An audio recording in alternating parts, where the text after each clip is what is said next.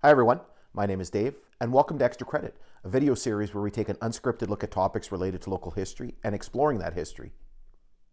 Okay, as we normally do at the start of every episode, just a quick reminder to visit my website. You will find a link in the description. There you're going to find all kinds of information related to the topics we take a look at in this video series and then some, including a link to Extra Credit. So if you're new to this video series and you haven't seen any episodes, you can go back and take a look at all the topics we've covered in past episodes.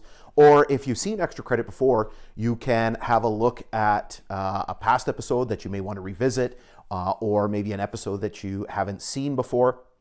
And so they're all listed there. Additionally, you're going to find some upcoming episodes that we maybe have partially recorded or haven't recorded at all, and you're going to be able to see the upcoming topics.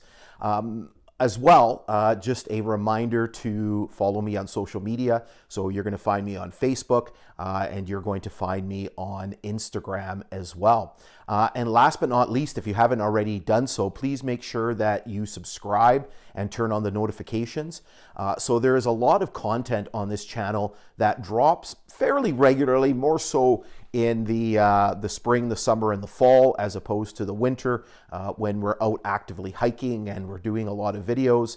But in any case, there's a fair amount of content that comes out regularly, and oftentimes there's a delay, there's a lag from when it comes out on YouTube and then when it makes it out onto social media. So for example, I am just finally getting around to posting all of the videos that I did, or at least some of them, because I did a lot this year, finally posting the videos that I made this summer, or this past year, on Facebook and Instagram. And so there's a considerable lag. So again, if you are subscribed, you have the notifications turned on, you're going to get that content as soon as possible. And Luna's coming here and visit. She's all wet because she was rolling around in the snow here. Considerably more snow than when we were here the last time. Not considerably more, but a little bit more. It tends to snow a little bit more here. We're in a bit of a what's the word that I'm looking for? We're in a little bit of a snow belt. Wow. Struggling for words this morning. We're in a bit of a snow belt here at camp. So there's always a little bit more snow, and then it tends to drift a lot. And so pulling into the driveway here at camp, I had to do a little bit of shoveling. And it's funny because on the one side, so on the east side of the driveway, there was a bit of drifting, and on the west side there was hardly any snow at all, from the pre-existing snow that was there. All right, in any case, let's get into today's episode. So as you saw by the title, what we're going to be doing is we are going to be doing the second part in our Pigeon River Lumber series. So we previously did an episode last year about the company and a little bit about my work on it. And so what I decided to do this past year is basically visit one of the most well-known sites associated with the company, and basically gives it its name, which is the Pigeon River. And so we did that back in September. It was kind of funny this week. I was sort of editing the field portion of the video. And so I'm going to mention this at the end when we do the kind of the little debrief again. But basically there's two parts. There's two videos that's going to be put out. There's this one with the sort of the narration to it. And then there's the full length video. Basically we recorded over an hour of video from the area. And obviously we don't want to put that into the episode because it's way too long. And so essentially you're seeing sort of the condensed version, sort of the highlights, and then essentially there's a longer length video, and there's a link in the description for that. In any case, so we went down to the border. The Pigeon River basically forms part of the border between Ontario and Minnesota. So we drove down to the border. Basically, the start of the hiking trail that brings us into that area is located right at the parking lot of the Visitor Information Center, which is just adjacent to the Pigeon River border crossing facility, so the Canadian Border Protection Services building. And so we basically walked from there, and we followed the hiking trail. We did a loop. We kind of did the northern loop, and you're going to hear me talk about it in the video. We did the northern loop, worked our way to basically there's a viewing platform where the waters of the Pigeon River spill over a very large waterfall called High Falls. Apparently, not the biggest one here in Ontario, but in Minnesota, it's actually, I believe, the highest waterfall in Minnesota. And so there is a viewing platform on the Canadian side. There's a viewing platform on the American side. And so essentially we went to the viewing platform, we saw the falls. And again, the whole purpose of this was to talk about the logging operation that was there. And so basically the Pigeon River Lumber Company, their first and primary logging operation was located on the Pigeon River. Initially they had basically been logging with another company, the Alger-Smith Company, and eventually they bought out Alger-Smith's operation. So the Pigeon River Lumber was the only company that was operating on the river. It was interesting is that the logging operation started at the end of the 1890s, but there was actually a lot of work that had to go into there in the beginning to actually log in the first place. And so basically the Ontario government had funded the construction of a dam up on the top of the falls to basically increase the water flow, and then basically a chute, a sluiceway or a log chute had been built on the north side of the falls to basically allow logs on the river to bypass the falls, because basically if you're cutting logs to saw and they go over the falls, they're going to be damaged, right? So they constructed this sluiceway, this log chute, and basically part of it was made out of wood, part of it had been kind of cut out of the rock, and then basically there was another wood portion.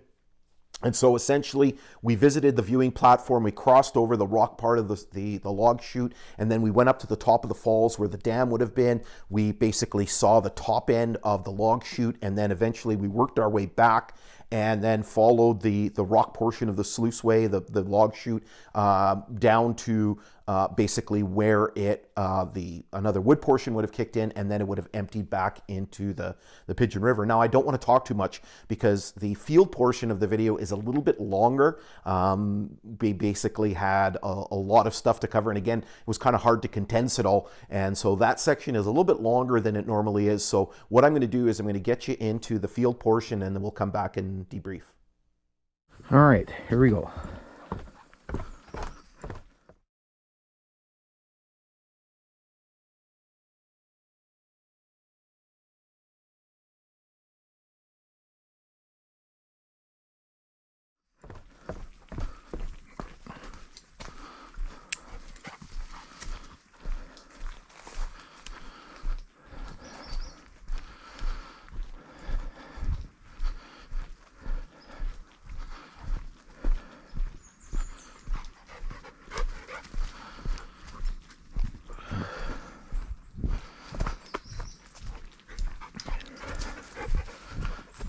Come on, Goofy.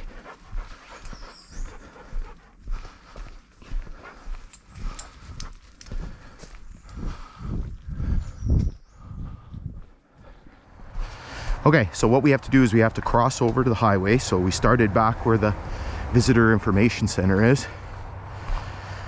So this is what we're going to be doing, is we are going to be going, we'll do this, we'll take the northern route and then cut down to High Falls and then come back along the river and back up to the route here. And then you can go, so Finger Point is named after Herman Finger, who was one of the principals of the company.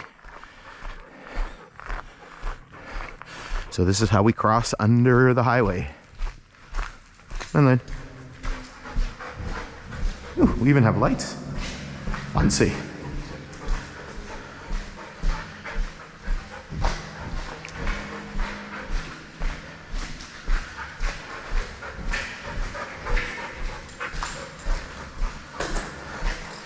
Luna's excited. I haven't been sort of hiking in a while. Come in. So you just imagine at the turn of the century, this area being kind of alive with activity. Particularly as we get closer to the river. Hundreds of men working, cutting trees. You can imagine massive stands of white pine.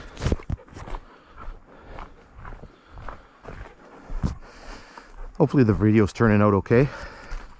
I got the head strap on and I've never used it with my floppy hat here. Trying out the new GPS again. Well, new, got it in June. It's kind of humid already. It's been so humid. The last couple of weeks we've been back at school and just like melting every day at school. It's ridiculous. Like gross sweating. You are here. Okay, so we're gonna take the northern loop, come down to High Falls, and then work our way back on the southern loop, right? So you can see Pigeon River, and then you can see Le Vérandre kicking in here, and then going all the way to Quetico. All right, come on, Lynn. Okay, let's mark this. So we are here, and we're gonna head down to the viewing platform for the falls. Let's go have a look-see. All right, here we go. Here's the valley of the Pigeon River. You can hear the waterfall. You can hear High Falls running. You can see the river. Look, there's a white pine still here. So they missed one. Basically, you can imagine this area was covered in these trees. This whole area was full of white pines, and they're all gone. They've all been cut. Okay, so we've arrived at the falls viewing platform. And so this bridge, the reason why this bridge is here is because there is, you see this trough in here? This is the lumber chute, right? So here you can see it. And I'll show you some pictures on mine. So basically, you can basically see the chute here. Right, so this part, this section, and I don't remember, I forgot to look it up last night. So basically there was a wooden portion coming off the falls, then there was this rock portion, and then there was another wood portion. Right, and you can see the boom above there, and so it had channeled the logs. So there was a dam that was built, and that dam, the construction on that dam started in the 1890s. So they funneled the logs into the chute, and then around the falls. So you can see part of the chute here.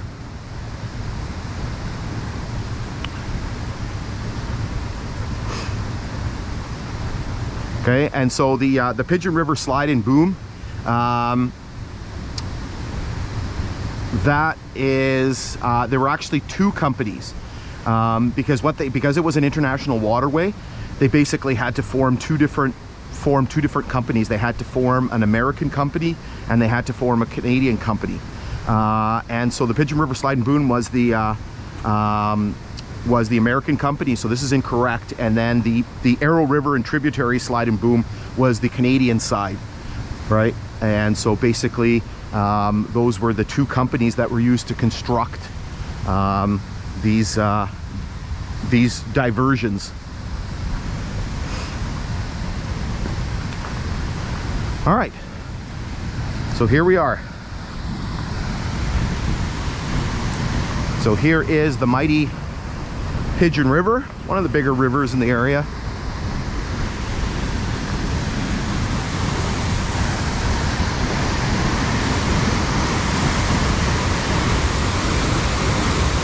And so you can imagine, so there's the viewing platform on the American side. The sluiceway, you can actually, if you look down, you can see some timbers from it. You could basically see the channel. And we're gonna go over there and we're gonna take a look at some of the remains of the channel.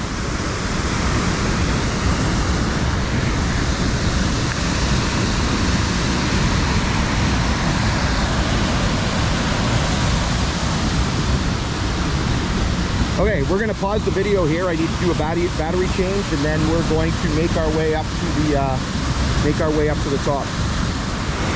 Okay, before we move on, so you can imagine that there is a dam across the top of the,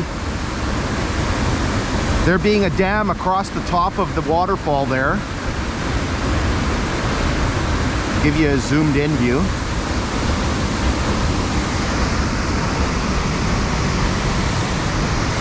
And then the log chute, again, it's hard to see. Let's see if I can zoom in with my phone. There's a bit of concrete there. That would be the start of the log chute. So the log chute would have been just right in that area there. Right across here. Okay.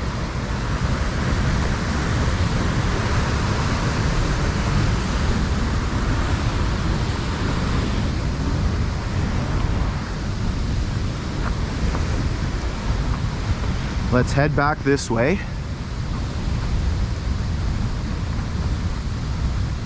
Oh my God, it is so humid and gross. So right there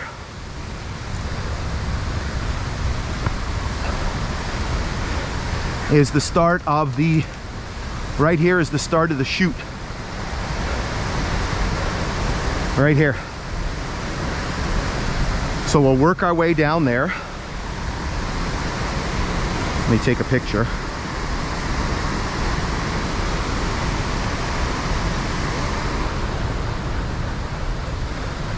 Without killing ourselves.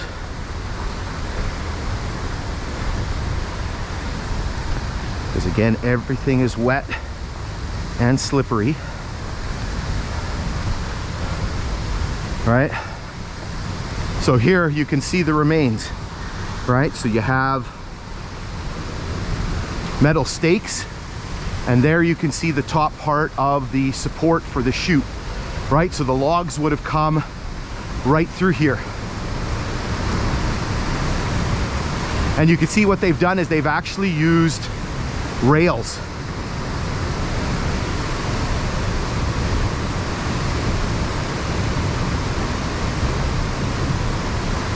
So you can see that they've used rails here in the construction of this chute, right, to reinforce the logs. Look at this. Look at the nails embedded in the side of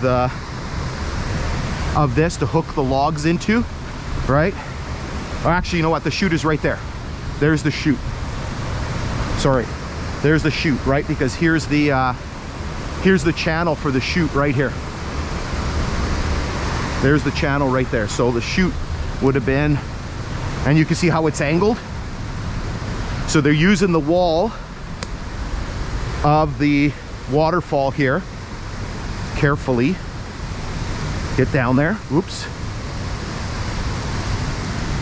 Everything's wet and slippery. So here's the channel of the chute. Right? So you can see how this has been carved out. You get some concrete here. Right? You can see the rails. Maybe I'll get you some video here.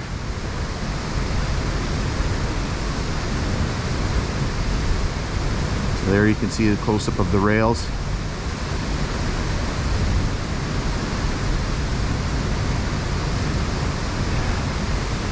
So again, just sort of an amazing piece of engineering. You can see all the concrete work that's been built right up on top of the rock here.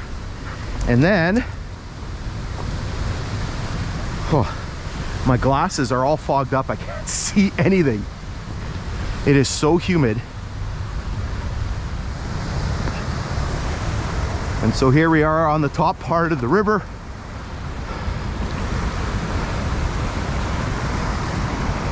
So again, you can imagine there's a dam across here, and probably, I don't know if this is a dead arm here or if this is part of the chute. This might be part of the chute here. So you basically have the logs being funneled into here and then down the chute.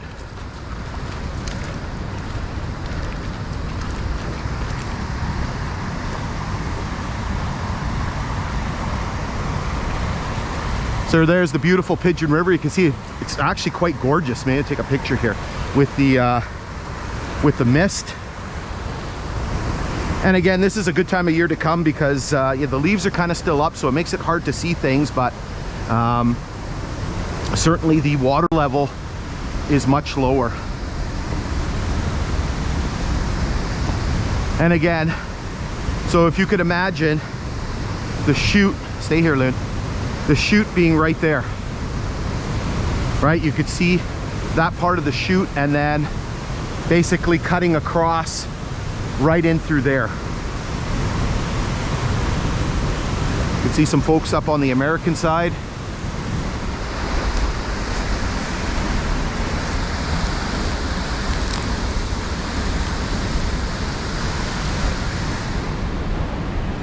So you can see part of it here.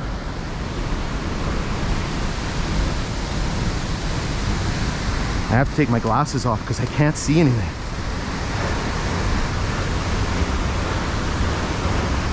So this is the front part of the chute here. Luna, stay here. Right, and then it would have gone across just over there. Wow, there's actually, that's cool. Look at this. Oh,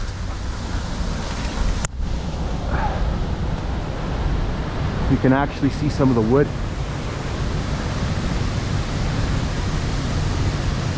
Of the chute. Remember, this was put in here over 100 years ago. Here you can see the channel of the chute. You can see more of the supports. You can see these rails that they use to basically secure the weight of the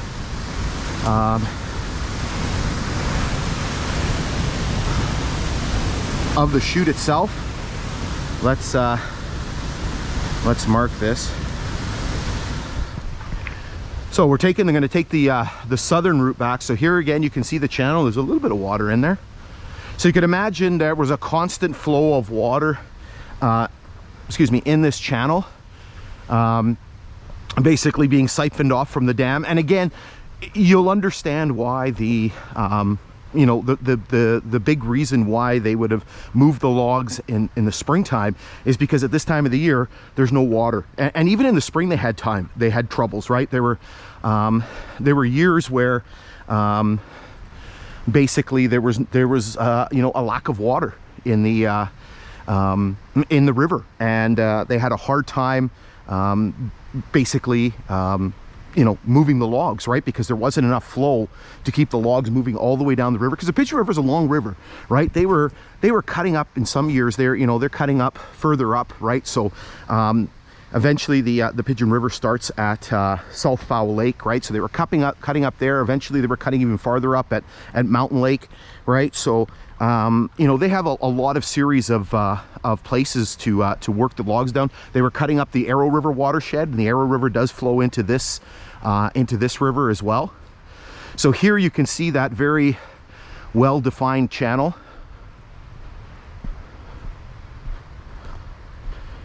Oh my God, it is so absolutely humid and gross.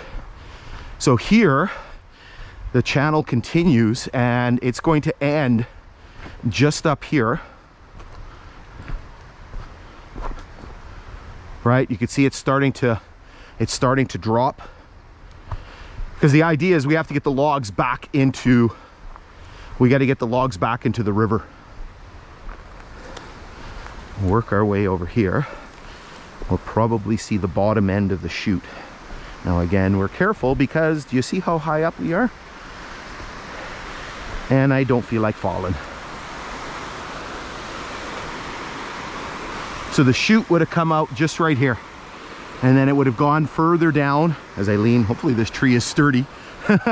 And then it would have gone further down. So here you can see this absolutely gorgeous view. You can see in the distance there, maybe I'll grab my phone, and Luna, stay here. Stay here.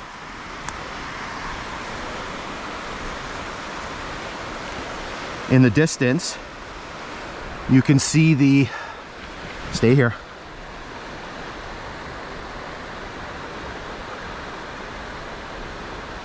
Let's zoom in here. In the distance, you can see there's the bridge. So there's the international bridge crossing. So if you're traveling back and forth between Canada and the United States, this is the that's the Pigeon River Bridge crossing. All right, so there's the official bridge crossing. Now, Luna, stay here. Stay here. God, she makes me nervous. One little slip and then we're in trouble here. The original bridge crossing actually used to be further up the river. Maybe I'll show you a map. So that bridge crossing was opened in the 1960s. The original bridge crossing, which was opened in 1917, was and actually one of the people behind that opening of that bridge crossing was William Scott, who was one of the founders of the company. And so he was one of the big pushers behind constructing this bridge and basically building a road link between, at the time, Fort William and Port Arthur and Duluth. So that bridge opened in 1917. Now, they didn't have official permission when they built the bridge from either government. So for a while, it was called the Outlaw Bridge because obviously it was built illegally. Eventually they did get permission, and so that bridge crossing was used until the 1960s when this bridge crossing was open. And if you travel down the highway, right, so you come down Highway 61 to cross the border now, but there's a side highway that goes off 593. 593 goes back up to Silver Mountain, where it hooks in with the Port Arthur, Duluth, and Western at Silver Mountain. But basically there's a part of the road that continues running a little bit west, and eventually you'll get to the border crossing. This one is kind of flat. There is a bridge, but you know, the river is much lower. The other crossing is like a gorge, right? And basically, you know, the bridge over there, there's quite a drop from the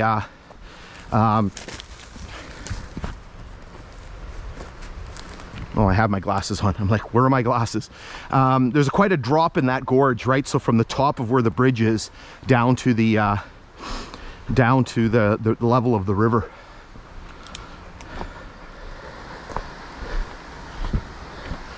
Where the chute comes out. Sun's starting to come out, so you can see the real gorge that's formed by the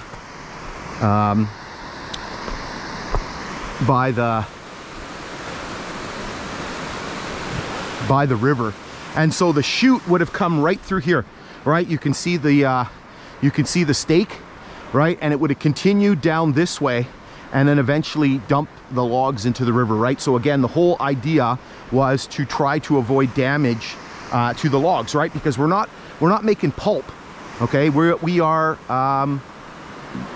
making logs, right? We're cutting lumber. Where's that? There's the stake, right? So basically let's go to video here.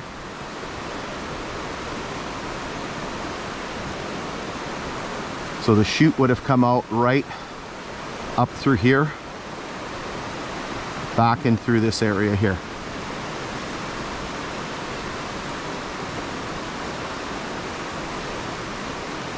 And then it would have continued this way here, eventually dumping into the river. All right, so hopefully you enjoyed that video. Again, this is the condensed version, the highlight version. You're going to find the full-length video on YouTube as well, and there's a link in the description that will take you to that video, and you can watch the whole, I think it's 1 hour and 8 minutes, where we did the entire loop from basically the Tourist Information Center down the trail through the northern part of the trail to the viewing platform to High Falls, back along the rock portion of the log chute to the bottom part of the log chute, and then following the southern part all the way back up to the start of the trail. So make sure you take that in if you want to. Again, it's a little bit longer of a video at over an hour in length. But in any case, hopefully you enjoyed it. Again, it is a very, very popular area for people to go hiking. When I did the video, I actually was sort of thinking in my head, when was the last time I'd been there? And I didn't realize it'd been 10 years. So I think the last time I had actually gone hiking in that area was back in 2014, right when I actually started doing some work on the Pigeon River Lumber Company and started working on what will eventually become a book on the Pigeon River Lumber Company. And I'm just trying to finish that up. I think I mentioned in the first episode that basically I have a book in the works. It got derailed because of COVID. I did some hiking back in the fall time. So I went into Minnesota and basically did some field work in Minnesota at a logging camp that belonged to the company that I had sort of rediscovered back in 2017. And I've been sort of trying to get the U.S. Forest Service archaeologists to come and have a look at it with me. And so finally that happened in October, early October.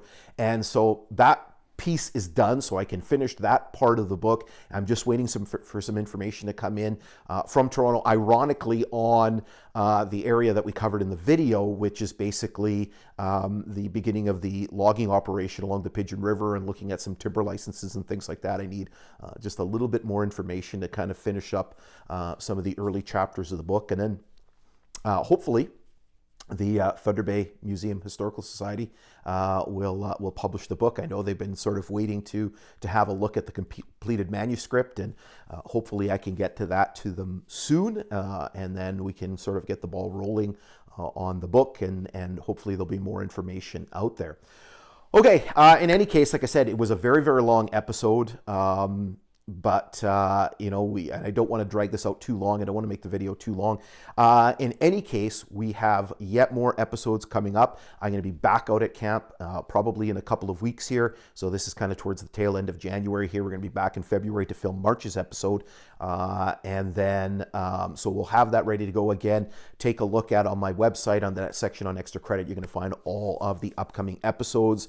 And then in March, in April, we've got a special episode coming up. I won't want to talk too much about that, but again, if you've seen past episodes, you kind of might have an inkling of what we're kind of up to. And then I have a whole bunch of other ones ready to go. We basically filmed some content last year, and essentially I just have to record what we're doing here, which is the narration portion, and just add it to the videos. And then by that time, we'll have started recording stuff for you know, the latter part of this year's episodes. And so again, there's a lot of content that's still to come. And again, if you have any ideas of things that you'd like me to cover, please leave them in the comments, or send me a message or an email, and then I'll see what I can do. Again, I'm always looking for ideas. There's always tons of things that I have in mind, but I mean, sometimes viewers have some ideas of things that they'd like to see me cover. In any case, hopefully you enjoyed the episode. Like I said, we have more content coming soon, so look forward to next month's episode. So in any case, stay safe and take care.